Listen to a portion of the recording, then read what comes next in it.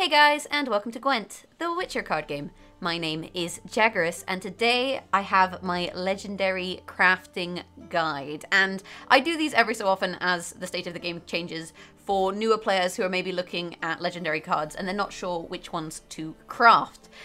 As the game changes, obviously the best legendaries in the game are going to be changing. So that's why we keep this up to date. And effectively, I'm going to give you my 3 neutral recommendations and then also 1 recommendation for each faction. And I always focus on neutrals because neutrals fit into any deck. So if you're not sure what faction you're kind of most drawn to, these are good recommendations because you can play them in any faction.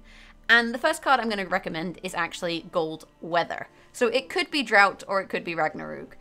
The difference between the two is that Ragnarok hits the highest units on the row and Drought hits the lowest units on the row. But effectively what both of these do is they apply weather to the row, and then every turn at the start of your turn they damage the highest unit on the row. So at the start of your enemy's turn basically. And that's after any card effects have triggered. And the difference between Ragnarok and Drought, like I say, is what units they hit. Ragnarok hits the biggest units and Drought hits the smallest units. So Drought is good for kind of killing smaller units if you're worried about kind of row stacking and you want to clear the smaller units, whereas Ragnarok hits the bigger units if you're worried about specifically very stacked units. And personally at the moment I would recommend Ragnarok because Ragnarok, like I say, it doesn't kill units, which is good if you're running Marigold's Hailstorm, which literally everyone is. And Weather's really good because what it does is it actually forces players to row stack, which if you're running cards like Marigold's Hailstorm, which halves the strength of all the units on the row, the synergy is very, very clear there. And if your opponent doesn't have Weather clear, then these golden weathers can actually, add up to a lot of attrition points throughout a round. So that's why I feel like they're good. You can kind of slot them into any deck. And like I say, if your opponent doesn't expect weather, maybe you're playing Northern Realms, for example, they may have mulliganed their weather clears. It can come as a curveball, and it can be really, really effective. Personally, like I say, I think Ragnarok is better, but if you happen to have Drought, it's more or less the same thing. You don't need to have both of them unless you're running a very specific weather deck. For example, my Squirtle movement deck, there's a guide for that on here, which runs both, but one of these is pretty goddamn strong. So next on the list we have Regular Regis. He is a 7-point gold card. When you play him, he weakens the unit by half its base power, rounding up, and boosts self by half its base power, rounding down. So you target a unit, you weaken it, and you boost yourself. And this is 7 points on its own. And let's say you target an 8-point unit. If you target an 8-point unit, this becomes a 15-point play. And there's plenty of units out there that are around 8 points. You're gonna quite easily get a decent amount of value out of this. However, if you're playing against, say, Northern Realms, and they pop down Trollolol, that's an 11-point unit, suddenly you're getting your 7, plus you're getting your 6, weakening it, plus 5. So that is a 18-point play. If you play against Skellige, which is a strengthening deck, if your opponent has suddenly strengthened one of their units up to, say, 20 points, you can potentially get a hell of a lot of value out of this, up to 27. It fits into any deck. There's usually a good target for it, unless this is a card that you hold on to, say, to a very short round 3. There's usually a good target that will get you a decent amount of points from Regis, and like I say, he fits into any deck. And this is what happens with my recommendations. It's always cards that fit nicely into any deck that I recommend you craft first. There are situational cards, there's situational golds like Avalak, for example, which draws cards, which is good, but it depends on what kind of deck you're running. And if you're looking to craft your first legendaries, you want things that are going to fit into any deck. So finally, we have Eskel, which is a 7 strength card.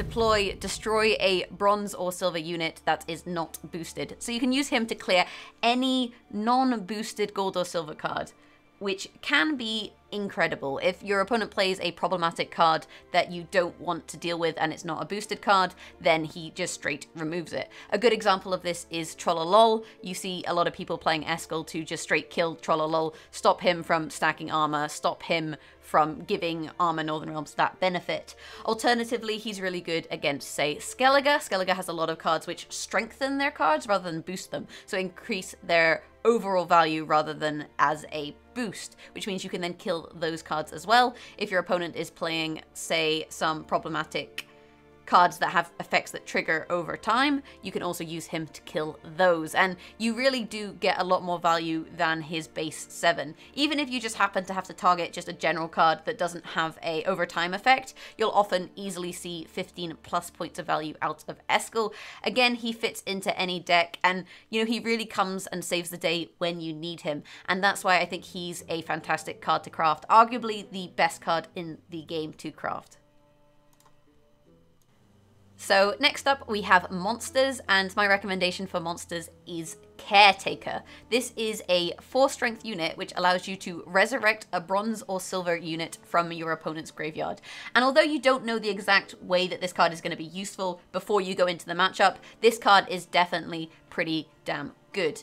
If you're against Northern Realms, for example, they're resurrecting things like Stennis, they're resurrecting things like Trollolol. You can basically pip them to the post and use Caretaker to take that from their deck and maybe get the advantage yourself.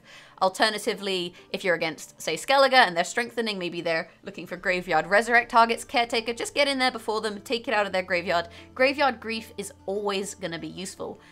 And Caretaker, I think, is the most versatile of the Monsters cards in terms of the decks that it can fit into.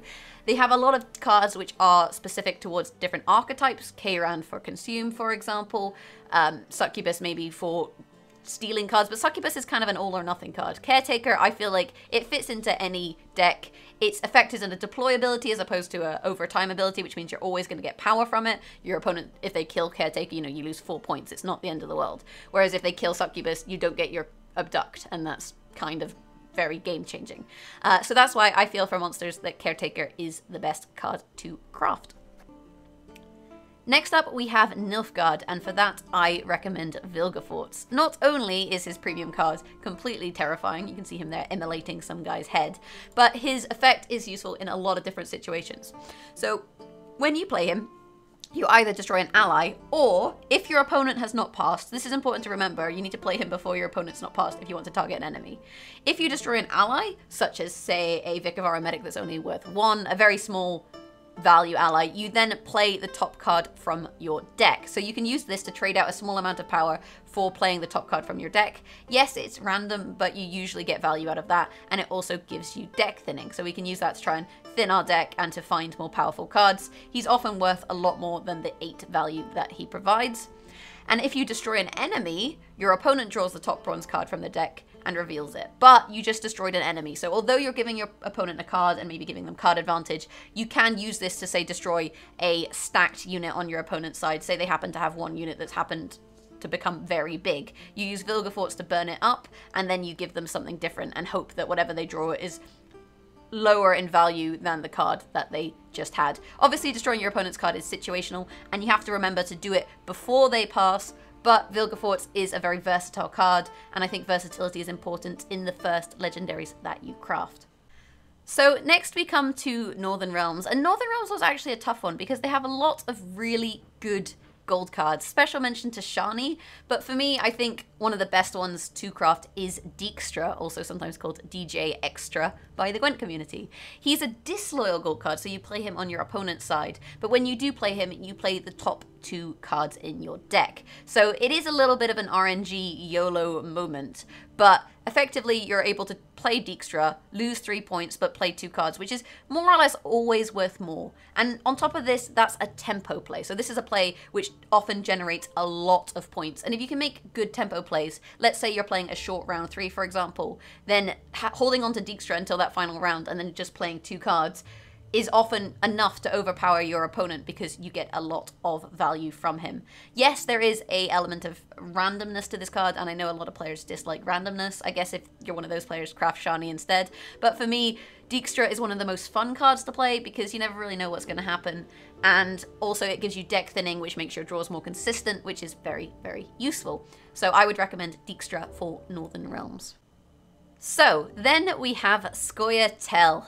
And for Scoia'tael, we have this fantastic dwarf, Zoltan Chauvet. Not only is he a fantastic character in The Witcher 3, he's also a damn good card. He's an 8 power unit, but when you play him, you move 3 units to this row on their side. You strengthen moved allies by 2 and damage moved enemies by 8. So he's effectively worth 16 points if you have 3 units to move.